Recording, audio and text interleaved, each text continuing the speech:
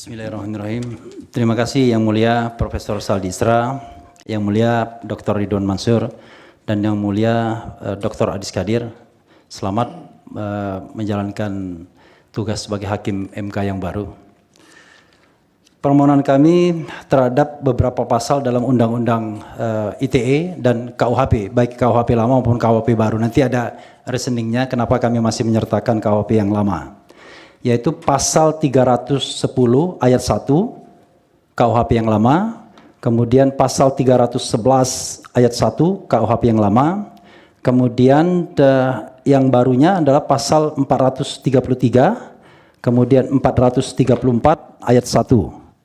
Kemudian juga kami mengajukan beberapa pasal dalam Undang-Undang ITE, Informasi dan Transaksi Elektronik, yaitu pasal 27A, kemudian pasal 28 ayat 2, nanti ada catatan terhadap pasal 28 ayat 2, kemudian pasal 32 ayat 1 dan ayat 2, serta terakhir pasal 35. Jadi Yang Mulia, panel Hakim Konstitusi, tentu Yang Mulia sudah memahami betul latar belakang mengapa kami mengajukan pasal-pasal ini. Karena pasal-pasal inilah yang dikenakan kepada trio yang ada di depan kami sebagai prinsipal, yaitu Roy Suryo, Rismon Sianipar, dan Dr. Tifauzia Tiasuma. Beliau bertiga untuk sementara ini ditersangkakan dengan pasal-pasal ini. Pasal 310, pasal 311, pasal 27A, pasal 28 ayat 2, pasal 32 ayat 1 ayat 2, dan pasal 35. Dan kami menganggap bahwa pasal tersebut justru ketika dikenakan kepada beliau itu melanggar ketentuan konstitusional, makanya kita bawa normanya ke tingkat konstitusi. Ada 3 alat uji yang kami kemukakan, yaitu undang-undang. Sorry. Ini kalau begitu kewenangan mahkamah dianggap sudah diucapkan ya, disampaikan ya. Karena ya, mahkamah pasti berwenang. Iya, tapi legal kan, standing Pak pasti Refli, diterima. Tunggu dulu, jangan cepat-cepat. Ini kan kalau ditegur hakim nanti bisa rusak juga Pak Refli. Pelan-pelan. Pelan-pelan. Kewenangan mahkamah dianggap selesai. Okay. Nah sekarang Bapak jelaskan legal standingnya di mana, begitu ya. Oke. Jangan melompat-lompat Pak. Orang belum legal standing udah sampai ke pokok permohonan Bapak ini. Terima kasih Yang Mulia Hakim Konstitusi. Pertama, kewenangan Mahkamah Konstitusi sudah kami anggap bacakan ya. Iya. Kemudian kedudukan hukum, legal standing pemohon. Jadi bahwa beliau bertiga ini ya permohonan ini diajukan oleh pemohon pertama adalah Dr. Tifauzia Tiasuma, kemudian Dr. Roy Suryo, Dr. Rismon Haseholan Sianipar. Mereka bertiga ini adalah warga negara Republik Indonesia yang kebetulan mereka ada profesi masing-masing. Salah satunya adalah mereka adalah peneliti. Jadi sudah banyak produk penelitian mereka. Kalau pemohon pertama Dr. Tifauzia Tiasuma saat ini secara paralel sedang menyelesaikan S3 di 2 tempat sekaligus, yaitu FISIP Unpad dan kedokteran UI. Jadi, Pak Refli, yang ada dalam permohonan aja dijelaskan terlebih dulu. Oke. Kemudian Roy Suryo ini adalah Roy Suryo warga Indonesia wira swasta, kemudian Dr. Rismon adalah dosen. Kemudian kewenangan Mahkamah Konstitusi sudah saya bacakan, kedudukan hukum, legal standing pemohon. Sudah saya katakan tadi mereka adalah warga negara Indonesia dan mereka merasa dirugikan hak konstitusional mereka karena saat ini mereka ditersangkakan dengan pasal-pasal yang kami mohonkan ke hadapan majelis panel hakim Mahkamah Konstitusi. Adapun pasal-pasal yang dimohonkan dalam pokok permohonan adalah sebagaimana yang sudah saya sebutkan tadi, Yang Mulia Hakim Konstitusi, pasal 310 ayat 1 KUHP, pasal 311 ayat 1 KUHP, pasal 433 ayat 1 KUHP, ayat 1 Undang-Undang 1 2023, pasal 434 ayat 1 Undang-Undang 1 2023, pasal 27A Undang-Undang Informasi dan Transaksi Elektronik, pasal 28 ayat 2 Undang-Undang Informasi dan Transaksi Elektronik, serta pasal 32 dan pasal 32 ayat 1 dan ayat 2 dan pasal 35 Undang-Undang Informasi dan Transaksi Elektronik. Inilah pasal-pasal yang digunakan untuk menersangkakan mereka dalam kasus yang dikenal publik sebagai kasus ijazah palsu mantan Presiden Joko Widodo. Adapun kami untuk mengajukan permohonan ini terhadap pasal-pasal tersebut adalah 3 pasal dalam Undang-Undang Dasar 1945 yang mulia. Pertama adalah pasal 28D ayat 1 UUD 1945. Setiap orang berhak atas pengakuan, jaminan, perlindungan, dan kepastian hukum yang adil, serta perlakuan yang sama di hadapan hukum. Pasal 28E ayat 3 UUD 1945, setiap orang berhak atas kebebasan berserikat, berkumpul, dan mengeluarkan pendapat. Pasal 28F UUD 1945, setiap orang berhak untuk berkomunikasi dan memperoleh informasi untuk mengembangkan pribadi dan lingkungan sosialnya, serta berhak untuk mencari, memperoleh, memiliki, menyimpan, mengolah, dan menyampaikan informasi dengan menggunakan segala jenis saluran yang tersedia. Nah, secara de facto yang mulia, mereka ini melakukan kegiatan meneliti yang namanya ijazah seorang mantan presiden, dan kemudian mereka ditersangka dengan pasal-pasal tersebut. Nah, kami menganggap bahwa itu adalah pelanggaran konstitusi. Pelanggaran konstitusi itulah yang ingin kami bawa ke sini untuk diuji, agar pasal-pasal tersebut secara umum tidak menjangkau kegiatan untuk melakukan penelitian, berpendapat, dan lain sebagainya, karena melanggar pasal-pasal yang saya sebutkan tersebut. Itu inti dari permohonan kami yang mulia. Maka selanjutnya kami akan bacakan petitum. Jadi secara umum kami tidak meminta pasal ini dibatalkan, tetapi diberikan limitasi, tidak bisa menjangkau urusan publik atau public affairs. Jadi termasuk juga terhadap mantan pejabat, sepanjang bahwa yang dipersoalkan adalah urusan publik atau public affairs atau public interest. Selanjutnya kami ingin membacakan petitum yang mulia. Rekan kami yang akan membacakan biar ada pembagian tugasnya. Silakan. Silakan.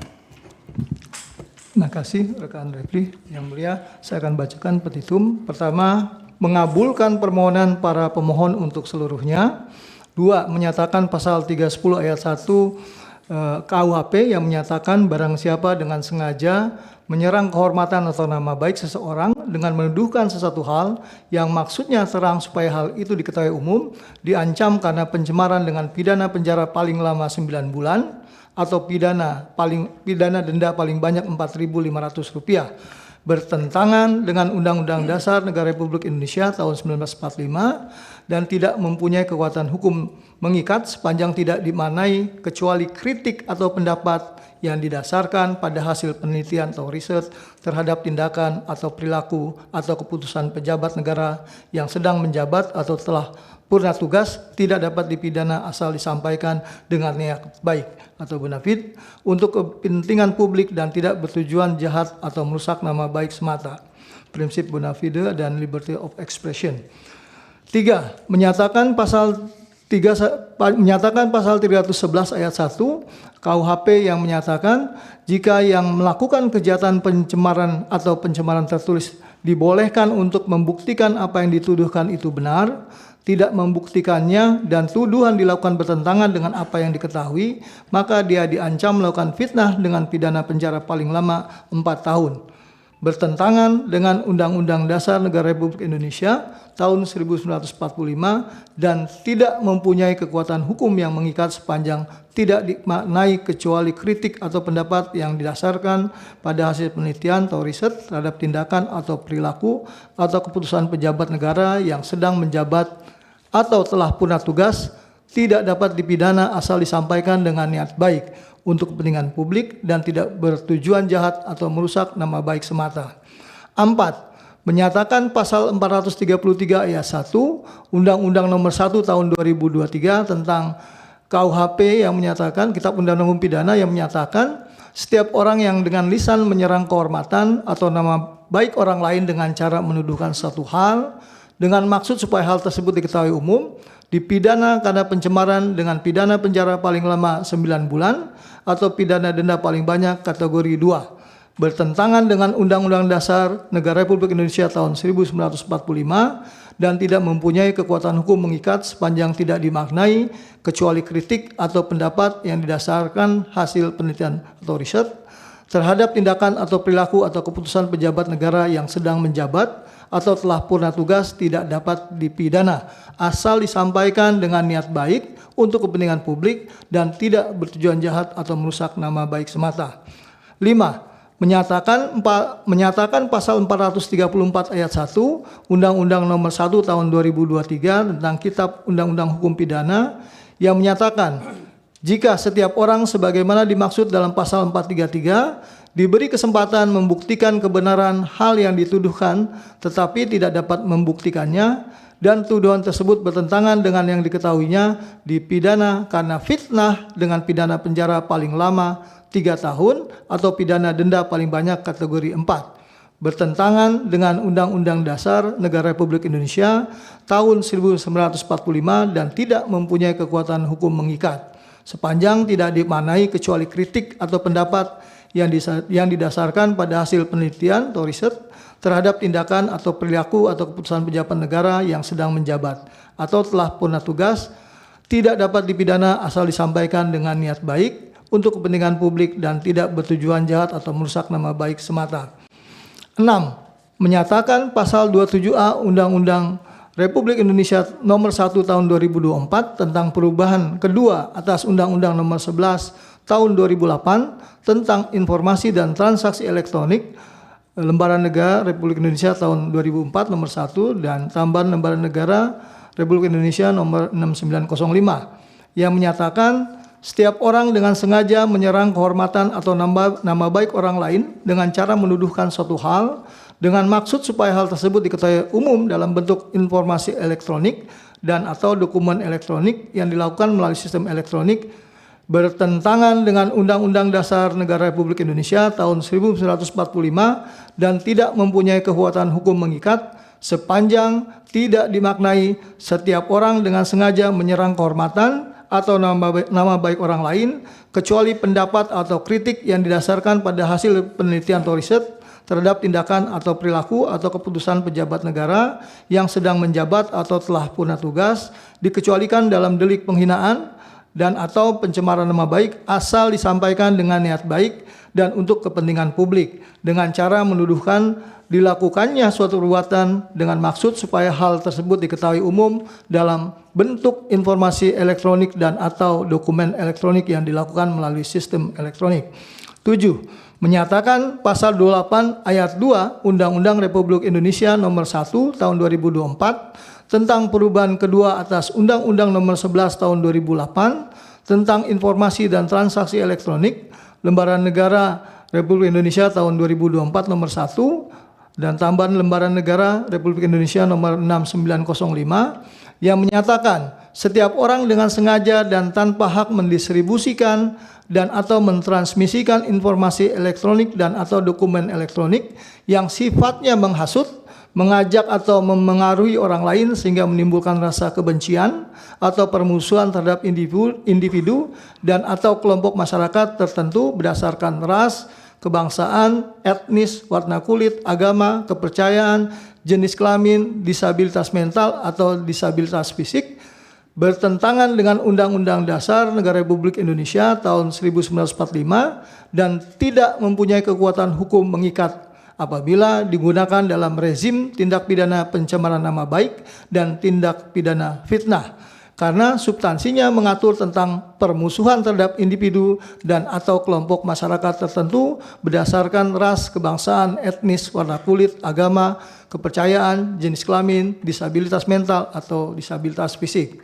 8. Menyatakan pasal 32 ayat 1 dan ayat 2 Undang-Undang Nomor 11 Tahun 2008 tentang informasi dan transaksi elektronik Lembaran Negara Republik Indonesia tahun 2008 nomor 58 dan tambahan Lembaran Negara Republik Indonesia nomor 4843 yang menyatakan 1. Setiap orang dengan sengaja dan tanpa hak atau melawan hukum dengan cara apapun mengubah, menambah, mengurangi, melakukan transmisi, merusak, menghilangkan, memindahkan, menyembunyikan suatu informasi elektronik dan atau dokumen elektronik milik orang lain atau milik publik.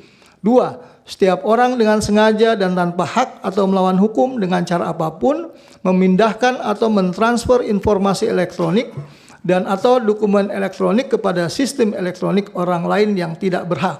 3. Terhadap perbuatan sebagaimana dimaksud pada ayat 1 yang mengakibatkan terbukanya suatu informasi elektronik dan atau dokumen elektronik yang bersifat rahasia menjadi dapat diakses oleh publik dengan keutuhan data yang tidak sebagaimana mestinya, bertentangan dengan Undang-Undang Dasar Negara Republik Indonesia tahun 1945 dan tidak mempunyai kekuatan hukum mengikat sepanjang tidak dimaknai. 1.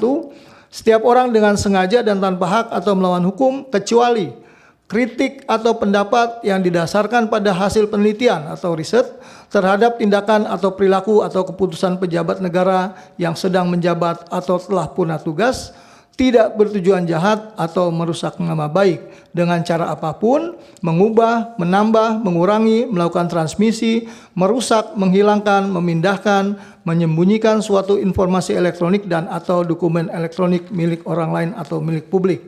2. Setiap orang dengan sengaja dan tanpa hak atau melawan hukum, kecuali kritik atau pendapat yang didasarkan pada hasil penelitian atau riset terhadap tindakan atau perilaku atau keputusan pejabat negara yang sedang menjabat atau telah punah tugas, tidak bertujuan jahat atau merusak nama baik dengan cara apapun, memindahkan atau mentransfer informasi elektronik dan atau dokumen elektronik kepada sistem elektronik orang lain yang tidak berhak.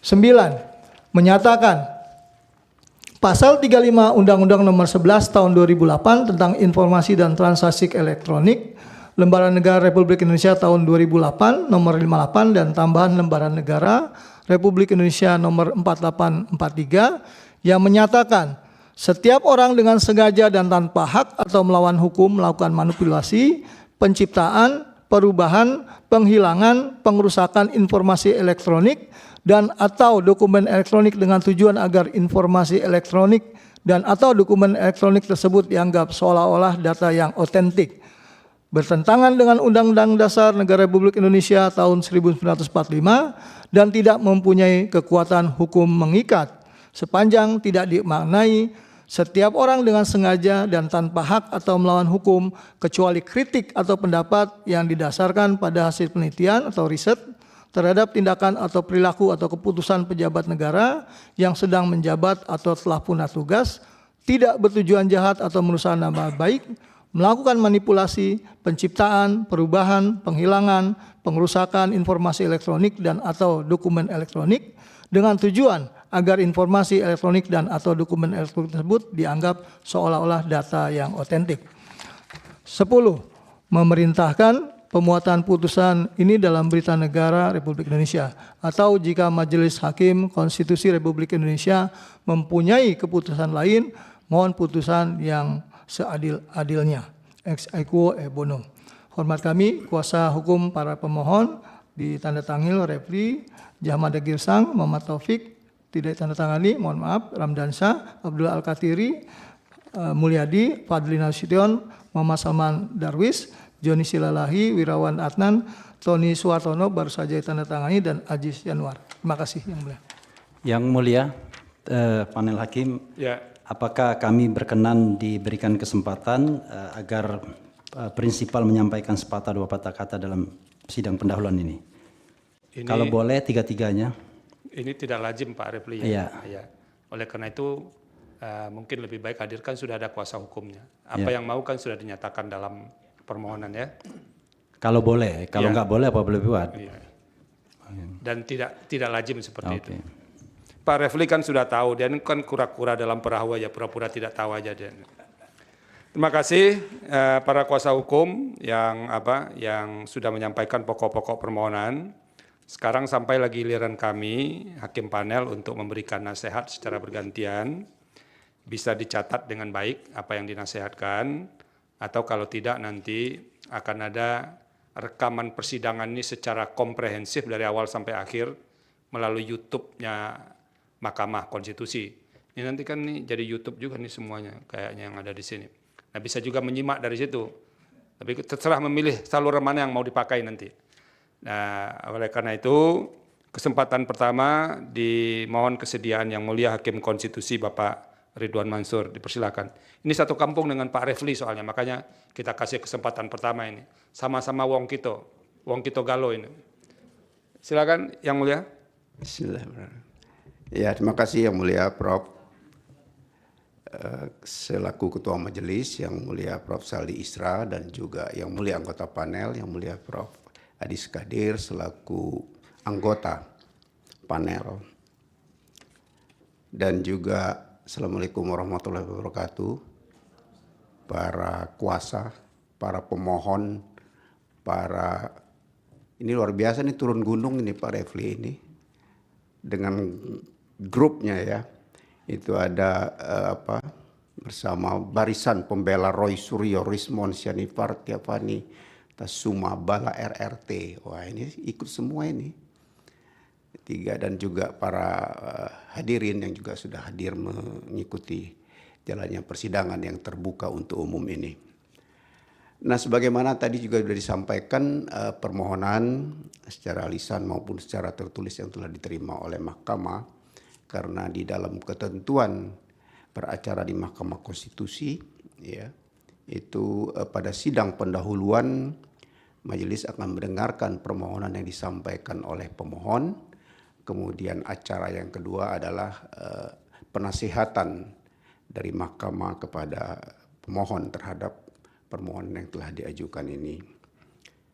Sudah banyak tadi disampaikan permohonan ini, cuma memang karena ini kewajiban ya untuk memberikan penasihatan ini, ada beberapa hal yang mungkin bisa saya tambahkan atau juga meluruskan, bisa jadi juga mungkin nanti menjadi bahan perbaikan untuk kemudian setelah ini diajukan perbaikannya yang lebih baik lagi.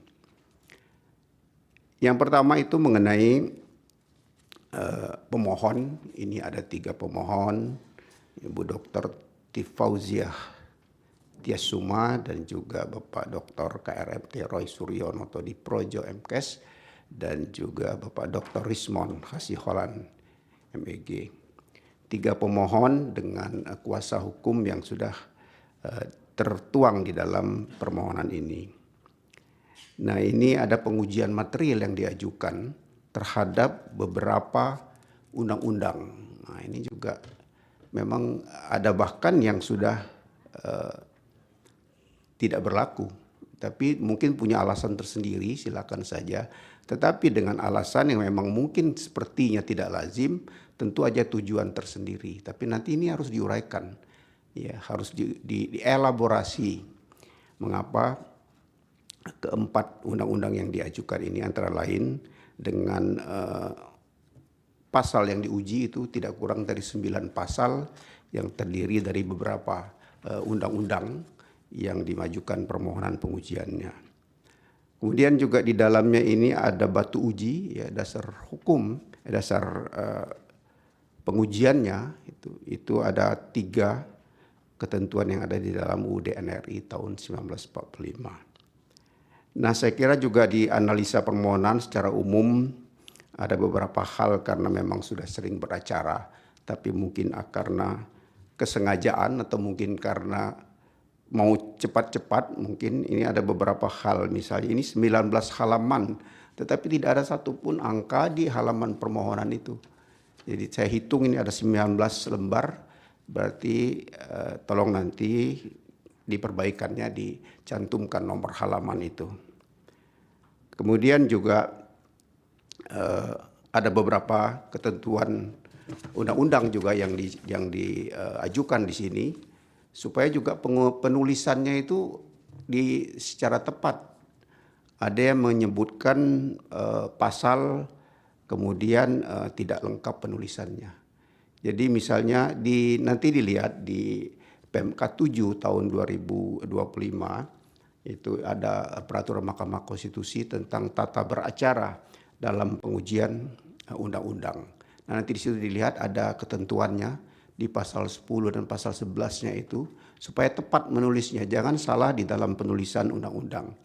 Misalnya seperti pasal 27A, pasal 28A, ayat 2, pasal 32 ayat 1 dan ayat 2, serta pasal 35 Undang-Undang nomor 11 tahun 2008 tentang informasi dan transaksi elektronik sebagaimana telah diubah dengan Undang-Undang nomor 1 tahun 2024 tentang perubahan kedua atas Undang-Undang nomor 11 tahun 2008 tentang informasi dan transaksi elektronik. Itu antara lain. Ini kan ada beberapa undang-undang tuh, tulis dengan lengkap penulisannya itu di tata cara penulisan perundang-undangan itu. Saya kira dari struktur dan format dalam beberapa bagian sudah sesuai. Kemudian di kewenangan Mahkamah Konstitusi tadi sudah disampaikan oleh kuasa mengenai kewenangan mahkamah ini, tetapi belum lengkap itu. Ya, cara penulisannya pun masih harusnya yang pertama-tama memang diuraikan mengenai dasar hukumnya mahkamah untuk dapat menerima, ya, memeriksa dan memutus permohonan ini. Tentunya penulisan pasal-pasal itu secara runtut menurut hierarkinya dari UUD 45 sampai turun kepada ketentuan-ketentuan di bawah konstitusi itu. Ini ada beberapa yang belum dicantumkan, hanya 2 saya lihat yang sudah dicantumkan. Misalnya pasal 24 ayat 2 UUD RI tahun 1945 dan pasal 24 CR1 UUD RI tahun 1945. Itu masih ada beberapa yang belum itu. Dan pasal 10 ayat 1 Undang-Undang Mahkamah Konstitusi. Nah, itu pun penulisannya tidak lengkap. Masih ada pasal 29 ayat 1 Undang-Undang Kekuasaan Kehakiman, ini juga penting. Ya, belum tercantum. Pasal 9 ayat 1 Undang-Undang Pembentukan Peraturan Perundang-undangan juga belum dicantumkan. Pasal 2 ayat 4 PMK Peraturan Mahkamah Konstitusi yang lama, ya, dituliskan di sini yang lama. Padahal kita sudah punya yang baru, PMK 2 2021 itu telah diperbarui dengan PMK 7 tahun 2025 dengan judul yang sama. Nah, ini saya kira harus diperbaiki penulisannya dan juga urut-urutannya yang belum. Dan di bagian kewenangan juga perlu saudara uraikan, ada beberapa uraian lah tentang misalnya tentang matriknya, kemudian tentang uji normanya, kemudian juga kalau seandainya ini kan ada pasal-pasal juga yang sudah pernah diajukan, hampir mirip ya, mungkin supaya tidak nebis idem. Saya kira Pak Refli udah jagonya yang gini-gini. Memang sengaja mungkin tunggu perbaikan ini kayak jadi sepertinya. Baik, dan kemudian di legal standing ini juga penting sekali karena ada 3 pemohon yang tadi sebagai warga negara Indonesia, kemudian juga ada beberapa pasal memang sudah diuraikan di dalam kedudukan hukum ini, tetapi masih kurang dielaborasi. Belum tampak terlihat hubungan kausalitas ya antara pasal yang berlaku itu, ya mengapa dia bertentangan dengan hak konstitusional yang ada di dalam UUD RI 1945 itu yang dianggap merugikan hak konstitusional pemohon. Apakah itu kerugiannya itu faktual atau berpotensi atau potensial sewaktu-waktu akan kemudian menimbulkan kerugian dengan berlakunya pasal itu. Nah, ini yang belum dielaborasi lebih panjang, apalagi ini juga ada pasal yang di undang-undang yang lama. Nah, itu perlu penjelasan yang cukup panjang juga itu dielaborasi, begitupun dengan pasal-pasal yang lain.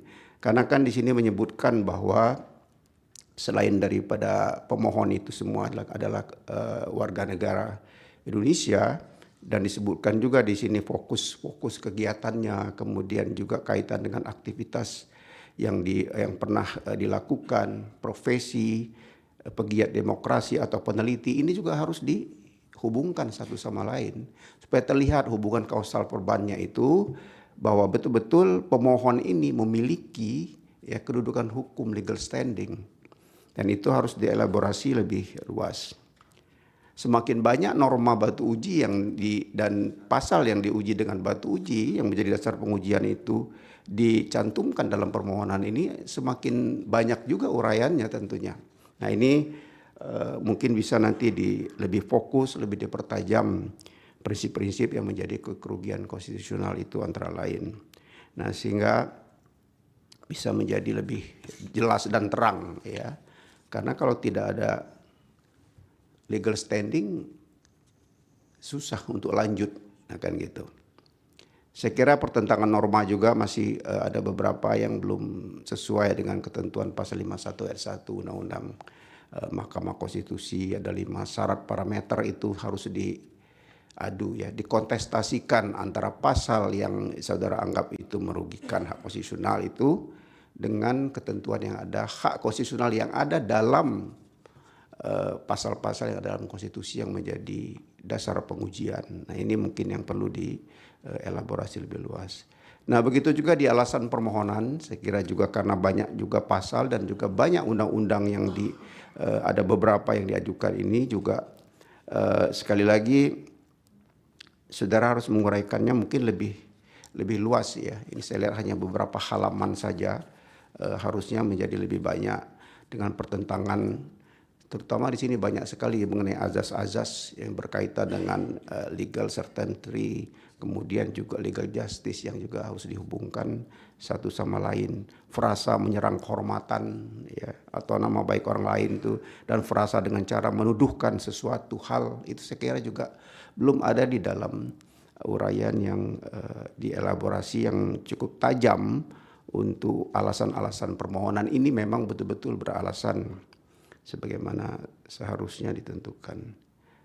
Kemudian juga tentang kualifikasi pencemaran nama baik juga ini harus diuraikan.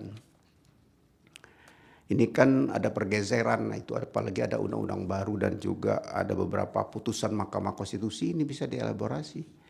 Yang lekat sekali kaitannya satu sama lain, yang bagaimana dengan kaitan dengan pasal 28 ya, ayat 2 Undang-Undang Informasi dan Transaksi Elektronik, kemudian juga mengenai pergeseran rezim pencemaran nama baik dengan penghinaan menjadi rezim ujaran kebencian itu juga, kemudian juga putusan Mahkamah Konstitusi yang belum lama juga tentang siapa yang boleh dianggap melakukan pencemaran nama baik itu bisa dilakukan pengujian dan sebagainya. Nah, kemudian juga analisa terkait batasan kerahasiaan informasi publik, mungkin juga ini saya lihat belum muncul ya di dalam uraian-uraian ini ya. Mengenai di dalam Undang-Undang Keterbukaan Informasi Publik itu 14/2008 kan juga ada dikaitkan juga mengenai syarat-syarat, itu mungkin penting juga dijadikan kaitannya dengan baik konsep, teori maupun juga teori hukum terkait isu konstitusional perkara ini. Saya kira itu. Nah, di petitum ini ada 10 ya kalau tidak salah, 10 petitum nih yang diajukan. Juga harus belum terkait antara posita dengan petitumnya itu. Mungkin nanti kalau sudah diperbaiki permohonannya akan lebih nampak keterkaitan antara apa yang ada di dalam alasan permohonan itu dengan yang menjadi diekstraksi ke dalam petitum ya, beberapa butir petitum. Yang ini saya lihat ini ada 10 butir petitum. Nah, terutama yang angka 2 dan angka 3 ini itu yang berkaitan dengan pasal yang sebenarnya tidak berlaku lagi tapi mungkin punya alasan tersendiri. Silakan saja nanti seperti apa mengelaborasinya, kita menunggu perbaikannya dan juga di dalam perjalanan permohonan ini kalau seandainya lanjut ya. Kemudian juga kembali sinkronisasi antara posita dengan petitum supaya lebih lugas, lebih hati-hati dalam penulisannya. Dan juga lihat PMK 7 2025 di laman Mahkamah Konstitusi ada supaya lebih tepat ya di dalam penulisan-penulisan, kemudian juga menentukan pasal-pasal yang dipilih itu. Karena acaranya semua ada di sana. Bisa juga dilihat contoh-contoh putusan yang sudah berhasil kabul misalnya, mungkin lebih bisa dielaborasi juga dari sana. Saya kira itu mudah-mudahan bisa menjadi penambah lebih lengkapnya, lebih baiknya permohonan yang sudah diajukan di perkara nomor 50, permohonan nomor 50 PUU 24 tahun 2026 ini. Kembalikan kepada Yang Mulia Ketua Panel. Terima kasih Prof. Terima kasih Yang Mulia. Berikutnya Yang Mulia Bapak Adik Skadir, dipersilakan. Terima kasih Yang Mulia Ketua Panel, Yang Mulia Pak Ridwan Mansur, dan pemohon Dr. Roy Suryo, Dr. T. Fauzia Tiasuma, Dr. Rismon Hasiholan, dan para kuasa yang mendampingi, Pak Abdullah Al-Katiri, Jahmada Girsang, dan kawan-kawan, Pak Rafli Harun. Kita mau nasihati apa juga nih Pak Rafli Harun yang dulu biasa nasihati kita. Ya karena ini kan harus tugas, harus ada yang kita sampaikan. Bapak Ibu, tadi sudah banyak dijelaskan oleh Yang Mulia Pak Ridwan Mansur terkait dengan mulai dari kewenangan, kemudian juga terkait dengan kedudukan dan lain sebagainya. Dan sangat jelas beliau jabarkan semua, saya pikir itu sudah dicatat oleh para pemohon. Saya hanya sedikit saja ingin menambahkan bahwa seperti kita ketahui bahwa pasal 310 ayat 1 dan 311 ayat 1 ini sudah dicabut dan tidak berlaku. Tadi Pak Rafli menyampaikan akan menjelaskan proses transisi kenapa pasal ini diajukan untuk diuji norma. Tapi saya belum mendengar tadi alasannya. Mungkin nanti pada saat perbaikan mohon diuraikan lebih jelas kondisi masa transisi untuk lebih dijelaskan oleh pemohon dalam permohonannya. Jadi transisional dari 310, 311 ke KUHP yang baru 433 dan 434. Kemudian yang kedua, pasal 310 tadi sudah diuraikan, telah banyak diuji oleh pemohon dan telah diputus, disampaikan juga ada nomor 14 2008, 78 2023, 105 2024, 78 2023 dan 105 tadi 2024. Tetapi masih ada juga mungkin perlu dipertimbangkan putusan nomor 14 PU 2008 berkenaan juga dengan konstitusionalitas pasal 310 ayat 1 dan 311 ayat 1 KUHP 1946 ini. Ini mungkin bisa menjadi bahan untuk dielaborasi pasal 31 ayat pasal 310 ayat 1 dan 311 ayat 1 KUHP 1946. Secara umum petitum permohonan pemohon tadi telah sesuai dengan PMK 7 2025 dan mungkin tinggal menyesuaikan positanya saja untuk apabila diperbaiki, petitum menyesuaikan. Jadi saya menyimpulkan bahwa perlu memperbaiki bagian kewenangan mahkamah seperti yang disampaikan tadi oleh Pak Yang Mulia Ridwan Mansur, kemudian memperbaiki bagian sedikit daripada kedudukan hukum pemohon, memperbaiki bagian posita dan petitum mungkin menyesuaikan daripada perbaikan posita. Itu saja Yang Mulia. Terima kasih. Assalamualaikum warahmatullahi wabarakatuh. Waalaikumsalam warahmatullahi wabarakatuh. Terima kasih Yang Mulia Pak Adis. Ini giliran saya sekarang. Saya ini kalau menasihati banyak-banyak kayak bimbing disertasinya Refli juga saya jadi. Pertama, kewenangan mahkamah itu masih belum memasukkan PMK 7 2025 Pak Refli ya. Nanti kalau nggak ada nih bisa saya kasih Pak Refli kalau mau ini. Tapi ada yang soft file-nya di websitenya Mahkamah Konstitusi. Ini satu-satunya ini. Bapak kalau yang gratis mau cepat-cepat aja ini.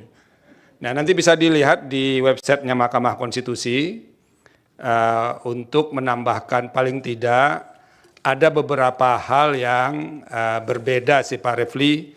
Model penyusunan permohonan di bawah PMK nomor 7 tahun 2025 dibandingkan yang sebelumnya.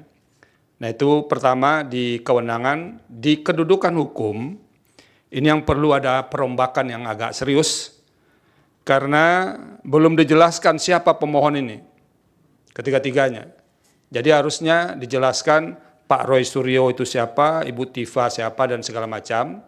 Lalu apa sih problem konstitusional yang dihadapinya berkaitan dengan norma ini? Dan itu belum jelas. Jadi, dan itu harus disertakan bukti. Jadi kalau diceritakan orang ini begini, begini, dan segala macamnya, tidak ada buktinya, nah kan tidak kuat.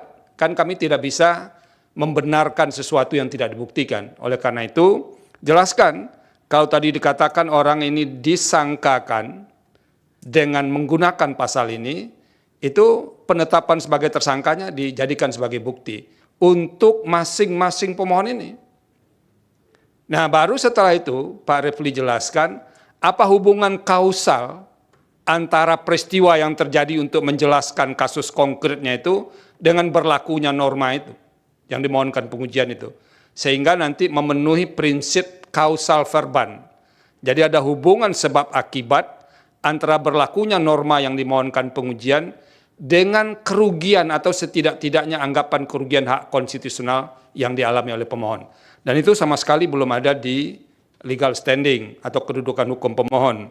Jadi baru hanya sebatas menyebutkan pasal-pasal, lalu tidak ada elaborasi apa kaitannya pasal ini dengan ketiga pemohon ini untuk membuktikan kausal verbannya. Tadi lisan dijelaskan Pak Refli, jadi kalau lisan kan tidak bisa kita nilai ini Pak Refli, jadi harus dicantumkan di sini. Dan itu yang harus ditambahkan. Nanti kan Pak Salman juga nanti akan banyak mengerjakannya ini. Yang ketiga, pokok permohonan atau alasan-alasan permohonan. Ada, kalau dari catatan saya itu ada beberapa norma yang diuji. Nah, yang harus ditambahkan, kalau mau ditambahkan, ini cuma penasehatan, boleh diikuti, boleh tidak. Pertama dulu menjelaskan mengapa masih menggunakan KUHP lama itu. Nah, karena begini Pak Refli, di KUHP baru, KUHP nasional ini, kan ada di sini disebut di pasal 618, nanti bisa dilihat. Pada saat undang-undang ini mulai berlaku, tindak pidana yang sedang dalam proses peradilan menggunakan ketentuan undang-undang ini, kecuali undang-undang yang mengatur tindak pidana tersebut lebih menguntungkan bagi tersangka atau terdakwa. Nah itu tolong jelaskan kenapa masih menggunakan norma ini. Satu. Yang kedua, pasal 310 itu kan sudah pernah diberikan, dinilai konstitusionalitasnya oleh Mahkamah Konstitusi. Nah nanti tolong dicari putusan-putusan Mahkamah Konstitusi yang berkaitan dengan norma yang ada dalam Kitab Undang-Undang Hukum Pidana yang pernah diputus oleh Mahkamah Konstitusi. Apa masih bisa diteruskan menggunakan pasal ini atau tidak? Atau jangan-jangan ini bukan soal norma, kalau yang menyangkut pasal yang ada dalam pidana lama, ini soal praktek atau implementasi norma. Nah itu yang harus dijelaskan. Nah, yang ketiga, yang belum bisa ditemukan secara clear, uraian yang lebih jelas, mengapa norma-norma yang diuji atau yang diuji konstitusionalitasnya ini bertentangan dengan pasal 28D ayat 1, pasal 28E ayat 3, dan pasal 28F. Dalam permohonan ini kami harus akui, tiga pasal konstitusi itu disebutkan, tapi belum ada uraian mengapa dia bertentangan dengan pasal dalam konstitusi itu. Jadi Pak Refli misalnya pasal 28D, setiap orang berhak atas pengakuan, jaminan, perlindungan, dan kepastian hukum yang adil, serta perlakuan yang sama di hadapan hukum. Apakah semua komponen dalam norma pasal 28D ayat 1 ini harus digunakan, atau jangan-jangan bagian-bagian tertentu saja, dan itu yang harus dijelaskan kepada mahkamah. Sehingga kami nanti bisa menilai benar atau tidak norma atau pasal-pasal dalam KUHP dan yang lain itu bertentangan dengan Undang-Undang Dasar 1945 atau tidak. Jadi argumentasi yang dijelaskan itu yang akan kami nilai. Jadi kalau argumentasinya tidak kuat, ya nanti tidak beralasan menurut hukum. Jangan dikira tidak ada problem misalnya, tapi memang argumentasinya itu yang tidak kuat. Karena jangan memaksa mahkamah untuk mencarikan argumentasi, enggak. Pekerjaan kami adalah menilai argumentasi yang diajukan oleh pemohon mengapa ini bertentangan dengan Undang-Undang Dasar 1945. Dan dari norma-norma itu sebetulnya hanya baru menempelkan pasal konstitusi, belum menguraikan pertentangan itu. Ini karena ini yang saya hadapi ini doktor konstitusi, jadi saya challenge juga ini kuasa hukumnya untuk menjelaskan ini kenapa dia dikatakan bertentangan, Pak Refli. Nah itu tolong nanti dijelaskan karena yang beberapanya itu sudah pernah diputus oleh Mahkamah Konstitusi. Dan terakhir ini perlu disampaikan kepada pemohon. Ini di petitum nomor 8 ya. Itu kalau dilihat awalnya kan ada ayat 1, ada ayat 2. Lalu ada ayat 3 di halaman berikutnya yang tidak ada nomor halamannya itu.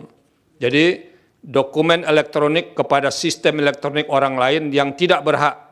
Titik 3. Nah, saya ini jadi heran. 3 ini kemana sangkutannya ini, Pak Refli? Ya kan? Apakah ini salah ketik atau bagaimana? Karena tidak ada poin angka 3 itu. Karena di poin berikutnya hanya ada 1 dan 2. Berarti angka 3 ini tidak ada. Nah, itu tolong diperhatikan. Yang kedua, masih berkaitan dengan petitum ini, saya menyarankan supaya karena ada 2 norma di sini dipisah saja Pak Refli. Ada pasal 32 ayat 1, kemudian di petitum berikutnya pasal 32 ayat 2. Jadi dipisah supaya nanti bisa lebih clear, jangan terjadi kekaburan dalam penyusunan petitum ini. Nah, itu beberapa hal yang bisa kami nasihatkan kepada kuasa hukum dan prinsipal berkaitan dengan permohonan ini. Tapi intinya, pertama soal legal standing itu penting. Kami Mahkamah tidak akan masuk kepada pokok permohonan kalau pemohon tidak mampu menjelaskan memiliki kedudukan hukum. Nah itu substansi baru kita bahas setelah lolos dari posisi legal standing. Nah itu yang harus Nah, poin terakhir saya Pak Refli dan para kuasa hukum dan prinsipal, harus ada ketersambungan. Jadi kayak benang merahnya antara apa yang diuraikan di posita dengan petitum. Jadi kalau di petitum dikatakan ini bertentangan dengan Undang-Undang Dasar, kalau tidak dimaknai begini, dan di positanya itu harus ada elaborasi mengapa pemaknaan yang diminta oleh pemohon itu yang konstitusional. Karena ini penting. Putusan mahkamah tidak akan mengabdi kepada kasus konkret. Karena norma ini bersifat erga omnes. Kalau mengabdi kepada kasus konkret, nanti kasus konkret pemohon A terjawab, tapi untuk kebutuhan hukum lain nanti tidak bisa digunakan. Dan itu akan menimbulkan ketidakpastian hukum. Oleh karena itu, harus clear ini dijelaskan. Kalaupun kasus konkretnya dapat untung dari pemaknaan itu tidak akan menghambat kasus-kasus lain yang termasuk kepada prinsip erga omnes dalam sebuah norma hukum, terutama undang-undang. Nah itu harus kelihatan, Pak Refli. Jangan kasus ini bisa dijawab, tapi kasus lain tadi tidak bisa diselesaikan setelah ada pemaknaan itu. Dan oleh karena itu, di posita itu harus jelas. Ini dianggap bertentangan dengan Undang-Undang Dasar 45, tadi disebutkan tidak akan menghapus norma itu, lalu begini pemaknaannya, harus ada penjelasan mengapa pemaknaan begitu yang konstitusional.